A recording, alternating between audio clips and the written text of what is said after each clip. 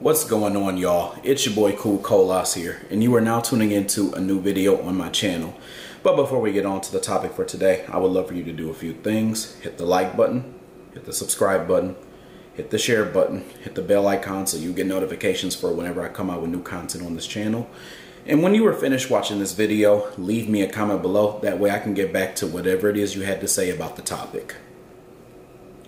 For today's topic, I want to talk about a topic that was requested of me by the Instagram family. I want to talk about the psychology of the Shea Butter Mama.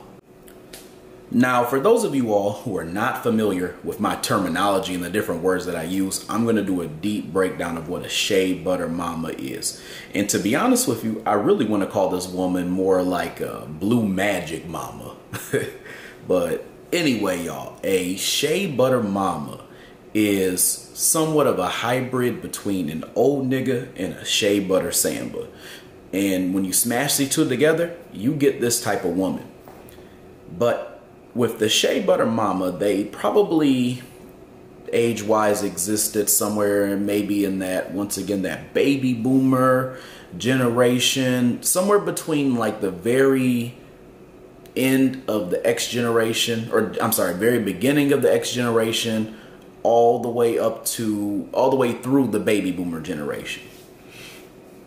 Now, this Shea Butter Mama, they have a certain set of qualities that make them distinct from the Shea Butter Samba.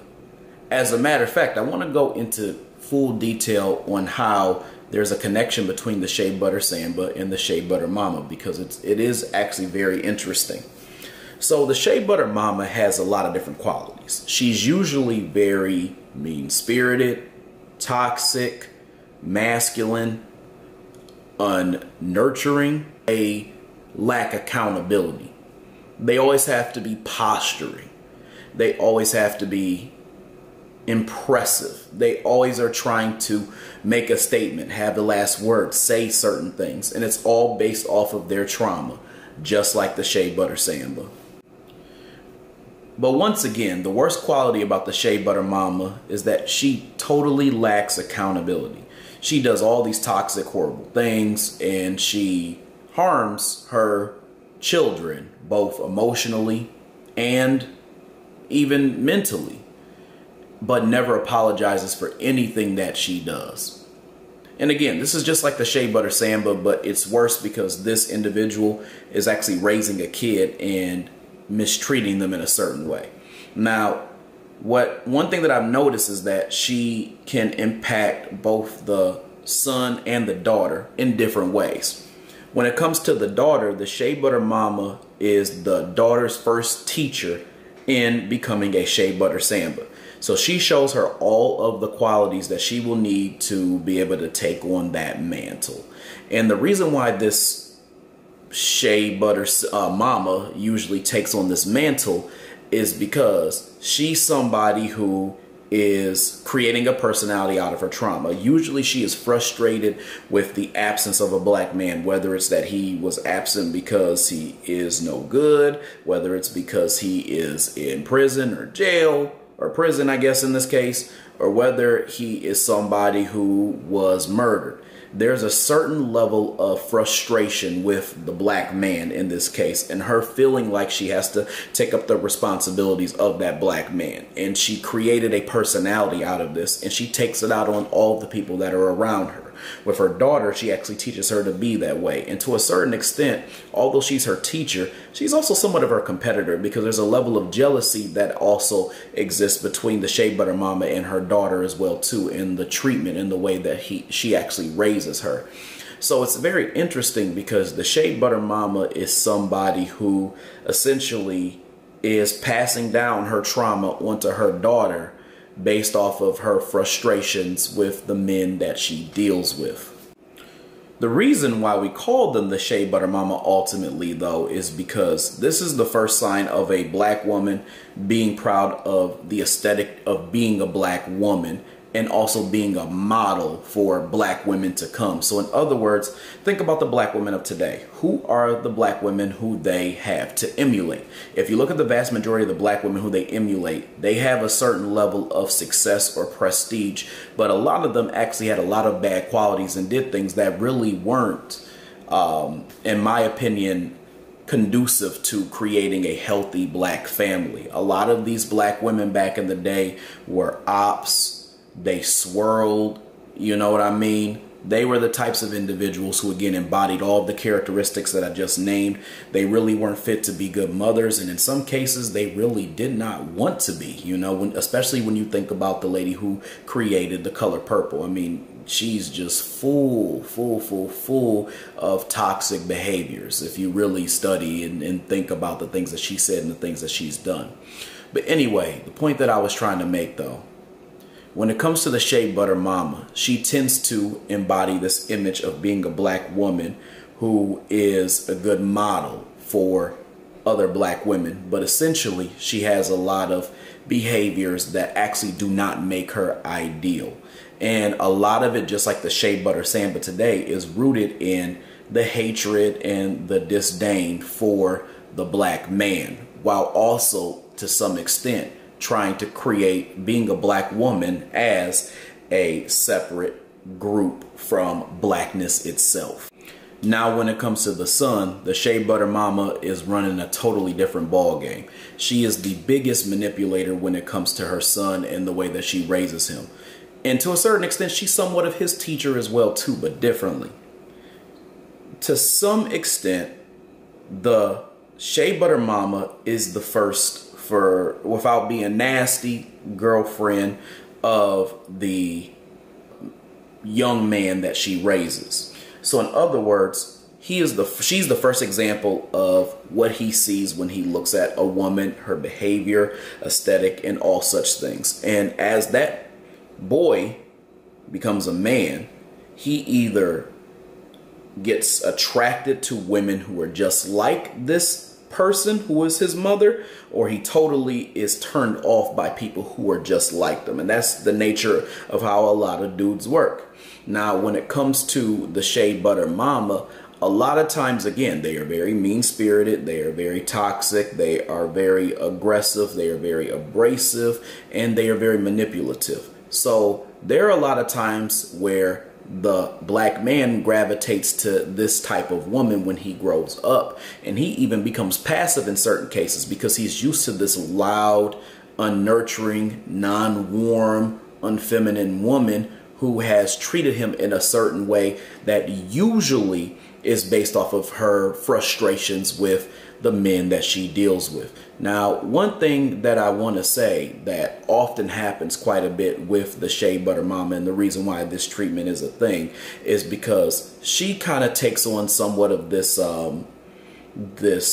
she creates this no good nigga daddy narrative. And Frances Cress Welsing talked about this in the ISIS papers, where she basically treats that young man like the dad just because of how he looks. And that's why if she has issues with this young man, she'll say you look and you act just like your dad or just like your father, which is the no good nigga father trope. So she essentially has already pegged this young black male as somebody who is no good. And she's setting the tone that black men overall are just no good. And that's why when it comes to the Shea Butter Mama, a lot of times she is either a single woman, she is a divorced woman, which I guess would be a single woman, or she is a widow. And usually she's one of those three things. And even when you look at a lot of television shows and movies, this Shea Butter Mama trope that I'm talking about shines very brightly. And there's many examples that you can see when you look at black movies. I mean, you've seen this example in old school movies and in new school. Because if you look at stuff like, for example, Poetic Justice, Lucky's mama was a Shea Butter Samba. And my man, Layman's Journal, shout out to him, by the way, actually described this perfectly. But he showed how Jennifer Lewis's character, who played Lucky's mom, Tupac's mother, in this movie, was not feminine. She was loud. She was abrasive. She was unloving and all these other things, when all Lucky simply did was talk about how he wanted to raise his daughter. Mind you, he was the person who actually was paying all of the bills and doing all these different things to take care of the home. So there was essentially problems in that movie. You also can see it in Boys in the Hood, where the mother actually was had raised Ricky in a certain way and Doughboy in a certain way as well too. And she always would hate Doughboy no matter what he did, and also love on Ricky, but she was using them both to a certain extent. She was using Doughboy as a punching bag to take out her frustrations with her man, because notice there was no man in the house. So she already was angry at that. So she was taking out all her frustrations on Doughboy because of that. Even when Ricky had gotten shot, she still was out there beating up on him, even when Doughboy tried to comfort her. When you look at the Ricky character, she was using him as a meal ticket. So now we're kind of going to that old nigga side of the Shea Butter Samba, where they actually try to do the whole Black Promised Land trope, where they say, hey, my son, he's going to be something. And then when he goes out there and he makes a bunch of money being a professional athlete, then he's going to come back and he's going to take care of mama with that. So essentially, she probably didn't love on either one of these children of hers. She just essentially was using them for different reasons that fit her narrative. So either it was to endow or enrich her life, or it was to use them as a punching bag in order to try to create some form of therapy for all the stuff that she felt like she experienced with the man that was not in her life. And notice in both these instances, both with Lucky's mother and with the mother who was in Boys in the Hood, notice that both of them were not with a man. And that leads me to another thing that happens too with the Shea Butter Mama. A lot of times they create these son-husband narratives as well too. In other words, they make their son the man of the house, almost like somewhat of an Oedipus type of thing, where, you know, it creates a level of dysfunctional dynamics in the household, where the man is because there's no man in the house, you almost force your son to take on that role as well too, which actually is a form of manipulation. And then when they become too attached and they become too close to home, and you finally do get your man, then you want to throw them out. And a good example of this is Baby Boy. So there's a contrast, by the way. There's what happened in Baby Boy, and then there's what happened in Poetic Justice. In Poetic Justice, you had Tupac's character, whose name was Lucky, and how he was somewhat of a son husband, but he was taking care of the home and all the bills and things like that. And then you had Jody in Baby Boy, who wasn't doing shit, and he was still a son husband, because think about it. Jody's mother, basically all she had left was Jody, because the dad wasn't in the picture somehow, and then the other son that she had was dead. So Jody now was attached to his mother, who basically needed a man in the house, and Jody was serving that purpose. And now this embodies what I mean by the selfishness of the Shea Butter Mama. See, she was ready to throw Jody out at that point. So Jody had only become a bum and no good at the point where she had gotten a man, and he basically, she wanted Jody out of the house at that point, but she was cool with it when Jody kind of fit the bill for the time being. So in other words, what I'm saying was she had already raised Jody to not really be any good, but it was only highlighted when she got Melvin and all this other stuff. But it was clear that the mama also had a habit of bringing a certain environment into her life. Because remember, Jody even said at one point, you like them thugs, mama. And I don't know why. In so many, I'm paraphrasing, but he said that in so many words. And part of the reason why he said that was because he was actually calling a truth that nobody wanted to know, that nobody wanted to point out.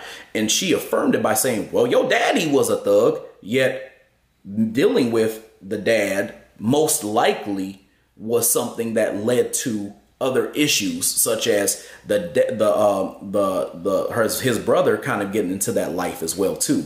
The point I'm trying to make, though, with all this is that, without getting too deep into these different movies, because I want to dissect them individually, is that the Shea Butter Mama makes very selfish decisions that end up affecting other people, and nobody gives her any flack because they want to blame that person for that on the surface without actually giving them accountability. So therefore, this is the reason why a lot of them don't have accountability, because nobody ever really holds them accountable. As I said before in previous videos, parents get too many privileges. Even when a person knows about all of the stuff that they did, they are always going to protect the parent. They're going to act as their foot soldier, even if they literally have no stake and all they have is an uninformed opinion or a half-informed opinion. So going back to that, when it relates to the Shea Butter Mama, they are often excused despite the fact that they make poor decisions. And as I said earlier, there are certain movies even today that still show this image. One good example of this was in the movie Creed 3. If you look in this movie, the mother was actually the villain of this movie, although they try to make it, she was the real villain, although they try to make it seem like Adonis's homeboy, which was Damien, was the villain of this movie. The reality is that she caused all of the issues because a lot of the reason why his boy was upset with him was because he was sending letters to Adonis while he was locked up. But he thought that Adonis wasn't responding back to him, so he was hurt and he was upset. So by the time he got out, he was trying to take everything that he had. So this was his understanding of what happened. But what it was that the mother was blocking the two of them from having contact with one another. Now, even in cases when it comes to the Shea Butter saying but being held accountable, because there are some times where people will kind of get in that ass a little bit, I noticed a few things. The first thing is usually it is a man and they make this man act very gentle. He almost has to tiptoe around the truth. And even when he doesn't tiptoe, she still doesn't take full ownership of what she's done. As a matter of fact, what she does is she turns it either into a life lesson to, once again, be posturing, as I said, or what she tries to do is flip it around and then try to point out the faults on the other side, which has nothing to do with me pointing out your fault right now. The other thing that they also try to do as well, too, is they try to use and come up with some type of excuse to try to justify why they did what they did. In the case of Creed 3, the mother basically said, well, I made the sacrifices I need to make sure that you were successful and you weren't dealing with people in the wrong crowd. This is what she said in so many words.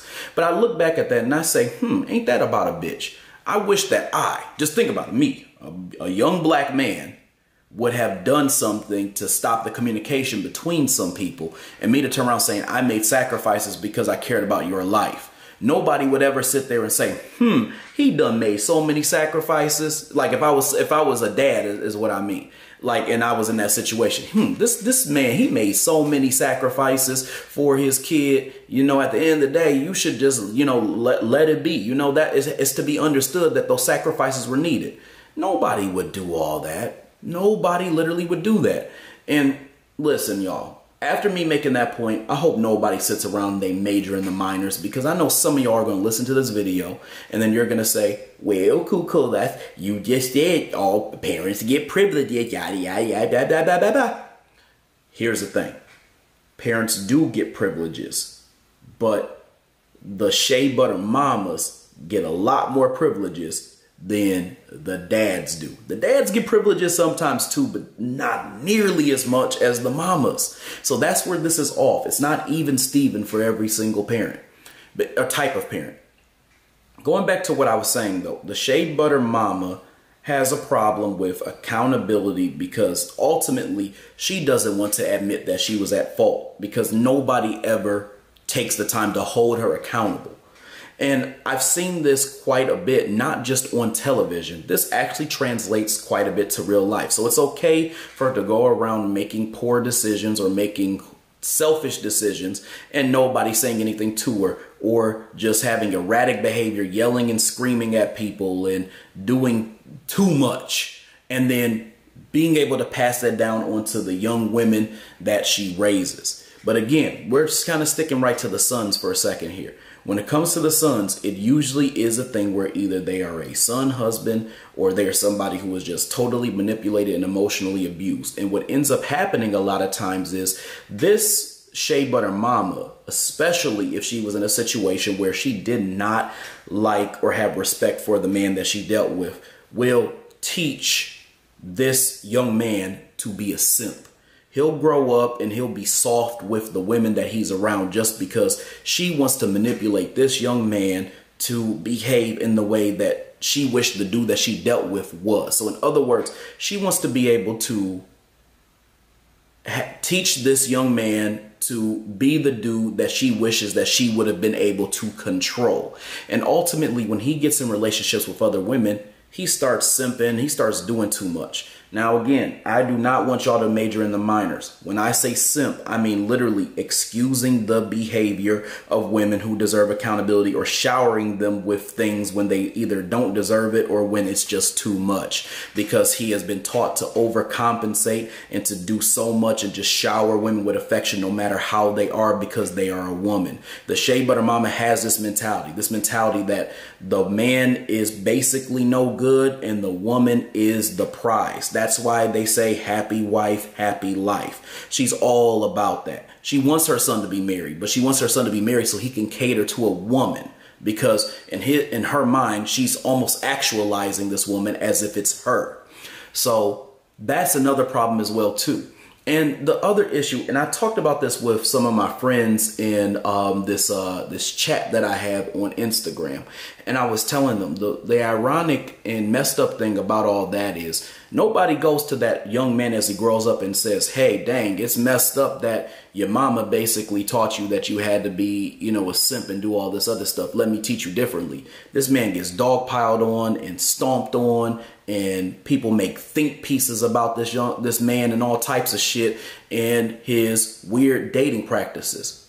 And nobody ever gives him any type of grace. I'm not saying y'all should. Y'all do what you do.